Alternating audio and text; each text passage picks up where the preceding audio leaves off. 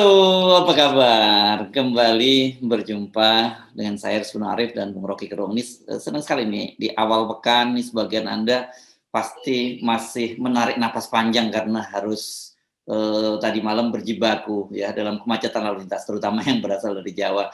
Dan untungnya Bung Rocky pemerintah terutama Menteri Dalam Negeri dan juga Menpan RB mengizinkan untuk work from home dulu. Jadi artinya ya bisa ditunda, tapi mereka tetap bekerja work from home.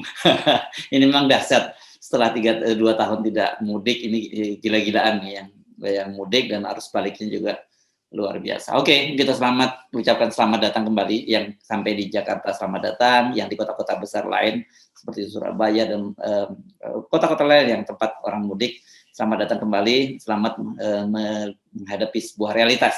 Karena ternyata Pak Jokowi ternyata juga kembali ke Jakarta.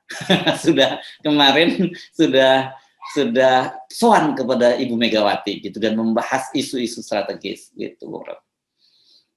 Ya, ini periode baru dalam politik pasca Lebaran. Karena orang sebetulnya ingin dapat kepastian. Pak Jokowi pasca Lebaran kekuasaannya pasca juga apa enggak tuh? Kan sebetulnya di dalam kalkulasi yang agak masuk akal memang terlihat bahwa kualitas kekuasaan merosot terus dan kuantitasnya juga dengan sendirinya, artinya kuantitas produk dari kekuasaan itu bisa dibaca dengan cermat. Kita lihat bahwa sebetulnya Pak Jokowi bilang aja bahwa oke, saya udah selesai karena menteri-menterinya nggak peduli lagi kan. Jadi semua menteri sekarang itu fokus pada dirinya masing-masing untuk pencapresan itu, untuk elektabilitas. Demikian juga gubernur-gubernur di daerah yang calon-calon baru akan bermunculan, lembaga-lembaga survei udah mulai ngincer siapa calon yang punya uang di daerah tuh. Jadi secara natural tersisihlah Pak Jokowi dari kamera, kan itu yang terjadi itu ya. Erick Thohir tetap ada di depan kamera, Ganjar walaupun dengan kekonyolan tetap. Jadi sebetulnya kalau kita lihat psikologi Pak Jokowi, dia udah yang tadinya selalu ingin di depan kamera sekarang udah hilang tuh. Kalau dia bagi-bagi ke daerah, bagi-bagi lempar-lempar hadiah lagi, orang anggap bahwa itu yang lempar-lempar itu Pak Prabowo atau Pak Ganjar sebetulnya. Karena mereka berdua ini, Ganjar, Prabowo, Erick Thohir, itu akan muter-muter Indonesia tuh. Dan menganggap bahwa udah ini era kita tuh. Jadi era mereka itu yang menyebabkan Pak Jokowi akhirnya ya mengadu lagi mungkin ke Ibu Mega dalam upaya untuk re-energizing himself. Tapi Ibu Mega juga udah final melihat Pak Jokowi kan. Tentu lain kalau Ibu Mega berpikir Pak Jokowi akan reshuffle dan separuh dari kabinet akan diisi oleh PDIP itu. Dan itu nggak mungkin terjadi juga tuh. Nah, sekarang orang tinggal bertaruh sebetulnya bukan Pak Jokowinya, Pak Luhut itu apa nanti minggu-minggu ini tuh, nasibnya di kemana? Apakah Pak Luhut juga melakukan semacam meditasi untuk memikirkan karirnya ke depan? Jadi itu juga satu pertaruhan kita. Nah, sebelum kita terlalu jauh bikin analisis, kita anggap aja bahwa politik Indonesia pasca Lebaran harus dibaca dengan cara yang lain tuh. Itu kira-kira. Ya, sepakat. Dan sebenarnya dengan kedatangan Pak Jokowi ke Bu Mega dalam artian silaturahmi Swan ke Bu Mega ini kan secara politis kita bisa membaca sebenarnya siapa sih yang sebenarnya punya kekuasaan itu gitu ya. Nah, itu ketegangan politiknya akhirnya mungkin ada seorang yang mengatakan oke, Bu Mega Pak Jokowi mau ketemu loh, padahal sebetulnya Bu Mega nggak undang. Atau sebaliknya tuh dia bilang ke Pak Jokowi, Pak Ibu Mega mau mengundang. Jadi pasti ada pihak ketiga yang mencoba mencairkan ketegangan itu. Itu bagus juga supaya nggak terlalu pusing juga, dan kan akhirnya lega juga sebetulnya batin Pak Jokowi karena udah bertemu Bu Mega tuh. Bahwa kemudian nanti isinya lain lagi nggak ada soal. Yang penting saya kasihan juga lihat Pak Jokowi menyingkir dari Jakarta supaya tidak terlalu merasa disisihkan oleh Ibu Mega tuh.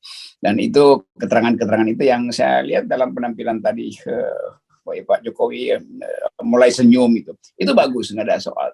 Ya, yang nggak bagus adalah Pak Jokowi masih ngotot untuk membiayai IKN dengan anggaran pajak ditagih oleh rakyat, itu soal lain lagi itu. Ya. Jadi ada bagian humanis dari Pak Jokowi yang kita anggap beliau pasti kelelahan secara mental. Tapi bagian teknokratisnya jangan dilupakan bahwa dia masih berambisi untuk ninggalin sesuatu yang nggak mungkin, yaitu bikin ibu kota dalam keadaan APBN yang tidak cukup dan beban pajaknya dikembalikan pada rakyat. Itu mesti fair kita katakan.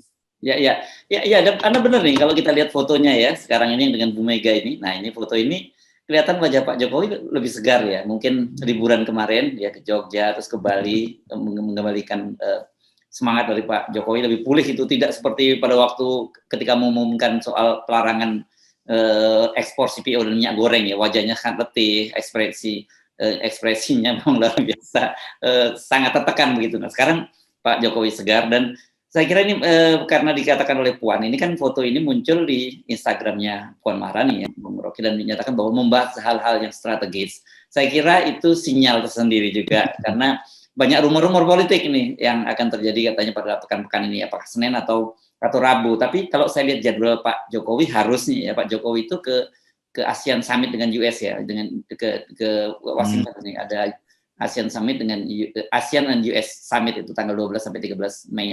Saya tidak tahu apakah Pak Jokowi hadir atau tidak, tapi saya kira kalau ini kaitannya dengan G20 harusnya Pak Jokowi hadir juga ke Washington.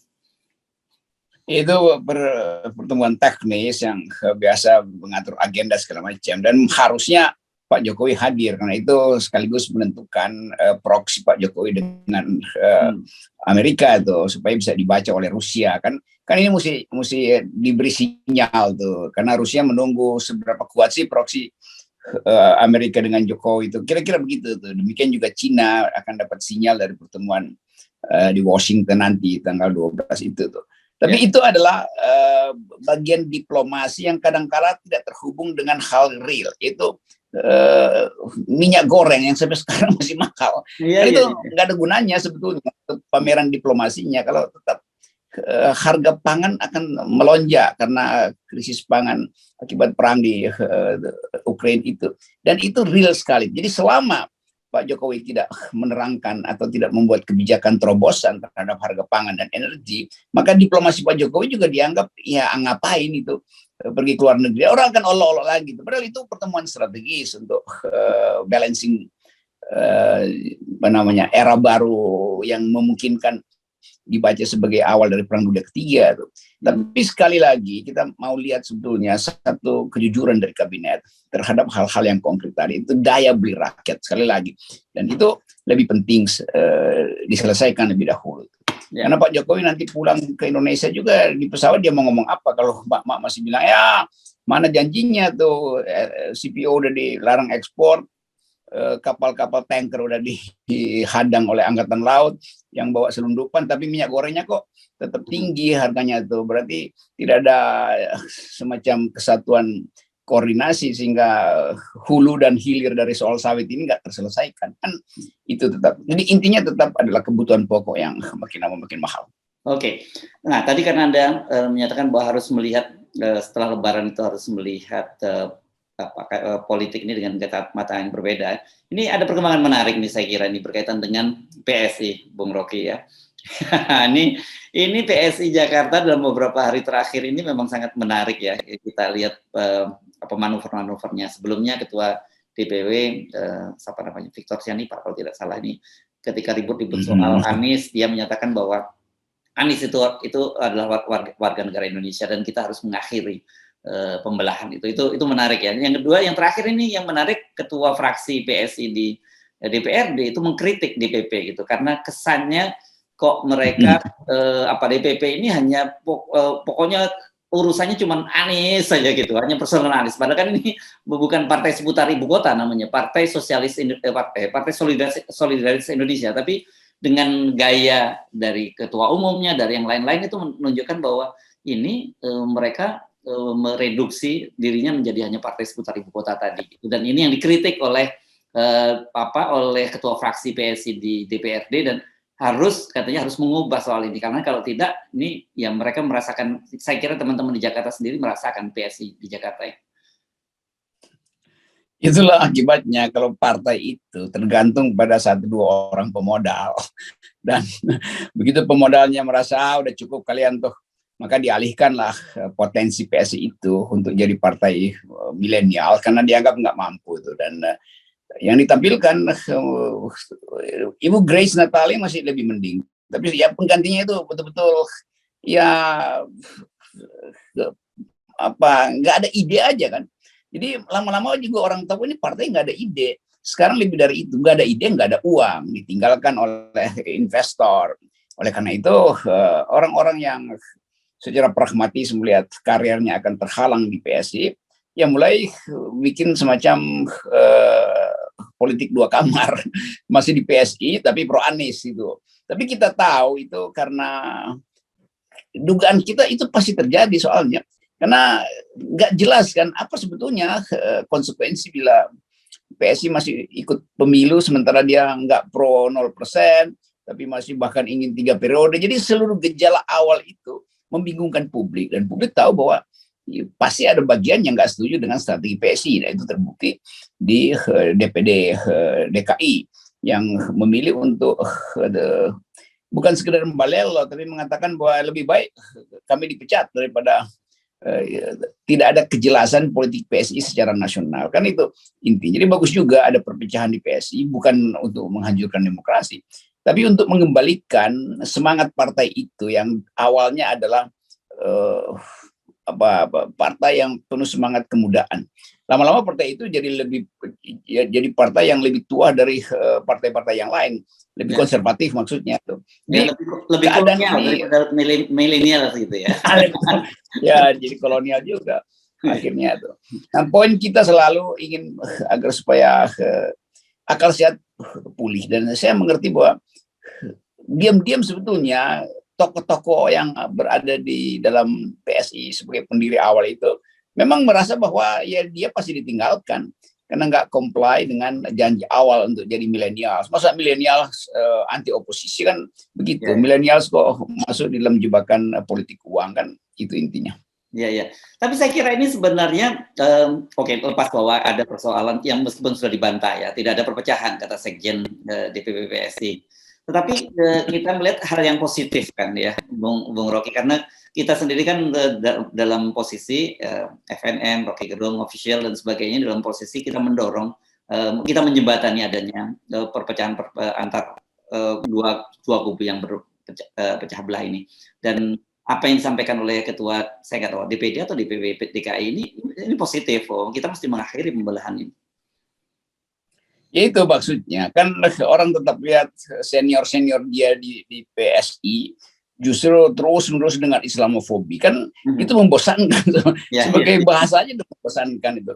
Masih beredar di Coro TV apa-apa itu dan segala macam, dan dengan simbol-simbol seolah PSI itu partai yang didesain untuk menghalangi intoleransi. Padahal sebetulnya dengan kelebihan atau asupan ya sebut aja asupan kebencian yang overbreeding berlebih itu menyebabkan orang muak lihat PSI itu. Jadi keunikan PSI dan apa yang disebut sebagai keimut-imutannya hilang gitu kan. Tentunya dianggap enak di partai yang fleksibel. Lalu lama-lama jadi partai yang isinya adalah arogansi, menjelek-jelekan politik Islam segala macam. Dan itu nggak berubah. Minimal ada gaya baru lah. Ini idenya sama aja tuh. Itu yang bikin orang merasa ini partai yang hidup di metropolitan, tapi politiknya itu politik yang kayak nggak paham apa artinya menjadi warga metropolitan, kan itu soal. Ya. Ya, jadi tadi kalau Anda itu gaya politik yang membosankan, lama-lama memuakan, itu bahaya, dan itu saya kira ada kesadaran semacam tadi itu ya dari teman-teman, karena kalau tidak ya mereka nih pasti yang sadar, yang akal sehat ini rasa ke laut juga nih partai lama-lama kan. Ya mereka diam-diam menganggap senior-seniornya itu dungu karena terus-menerus mengolah isu yang itu juga. Kok dihajar, FPI diajar, HTI diajar, macam-macam dihajar kan. Masa temanya itu doang tuh kan. Nggak berpikir tentang hal yang lebih futuristik tuh sebagai partai anak muda tuh. Jadi memang grammarnya dari awal memang terbatas nih partai ini. Nah mereka yang semacam Jakarta tentu lebih terbuka melihat masa depan gitu. Dan itu pasti akan berembed juga ke kota-kota besar. Kan PSI dianggap ada di kota-kota utama Indonesia, dan itu pasti akan berlangsung hal yang sama. Nggak mungkin milenial itu masih mau mengikuti kekolotan dari senior-seniornya di PSI. Saya sebut dia kekolotan itu. Ya padahal jadi partai kolot. Ya, kalau dilihat senior pun nggak dari sisi usia nggak senior amat gitu. Cuman cara berpikirnya yang tadi itu yang Anda sebut tadi, kolot sekali ya cara berpikirnya. Ya karena nggak mampu lagi mencari tagline yang bisa membuat publik terperangah, itu udah nggak ada. Maka satu-satunya cara adalah masuk dalam kekolotan itu tuh, isu-isu purba diulang-ulang gitu. Maka orang lihat ini partai yang tadinya pedagogis sekarang jadi demagogis, diisi oleh para demagog yang hanya bisa membunyi-bunyikan sesuatu yang udah punah itu dibangkit-bangkitin lagi, lalu jadi hantu tuh.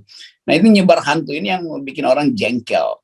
Jadi kritik saya dari dulu, saya terangkan berkali-kali di awal-awal pendirian PSI, saya memberi ceramah tentang masa depan yang saya sebut politik generasi itu, diisi dengan kalkulasi tentang soal-soal kemajuan teknologi. Berpikirlah bahwa kalian itu PSI dikenal pertama-tama sebagai partai metropolis itu, artinya kemampuan untuk membayangkan masa depan harusnya diucapkan lebih sering. Nah sekarang yang diungkit-ungkit itu masa lalu kan. Si ini pernah ini, si itu pernah ini, bahwa kalangan politik Islam pernah punya track record yang tapi itu milenial nggak ngerti itu apa itu negara Islam Indonesia, nggak ada kok. Milenial yang berpikir begitu kan, ajaib kan, mengulang-ulang sesuatu tuh dan pakai segala macam perumpamaan yang sebetulnya kita udah tahu bahwa ini karena narasinya kurang dan berantakan, maka ketertiban dalam berpikir pun tidak terlihat. Itu yang saya maksud tadi, tokoh-tokoh seniornya jadi kolot juga tuh. Oke, jadi ini selamat datang akal-akal sehat di PSI gitu.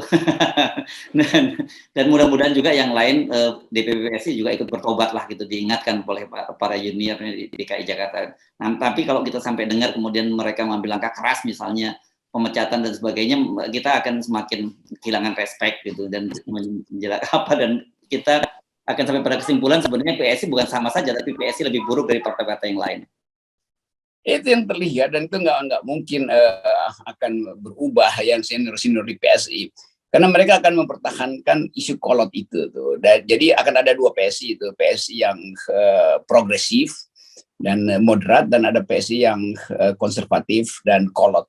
Konservatif artinya kolot juga tuh. Nah itu yang akan kita saksikan nanti itu, dan itu tergantung dari jumlah uang yang beredar di partai itu. Karena itu partai yang kita tahu diasuh oleh oligarki dari awal tuh. Nah, oligarki tentu merasa ini kalau ini terus itu berarti partai itu nggak punya prospek gitu, dan partai yang nggak punya prospek itu pasti ditinggalkan oleh investornya tuh. Ini bahayanya kalau partai itu adalah hasil dari investasi kepentingan oligarki, kan itu buruknya di situ tuh.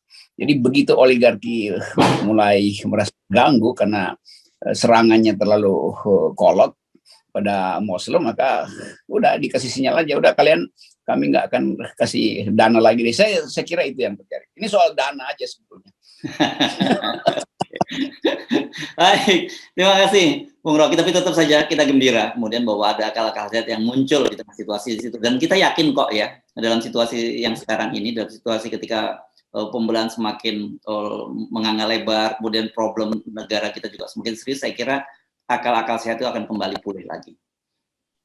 Ya, saya ucapkan kepada PSI yang berakal sehat, selamat datang akal sehat dan selamat tinggal kekolotan. Kira-kira begitu tuh. Oke, Bung Rocky. Terima kasih. Jangan lupa tetap 0%. Iya. 0%. Sip.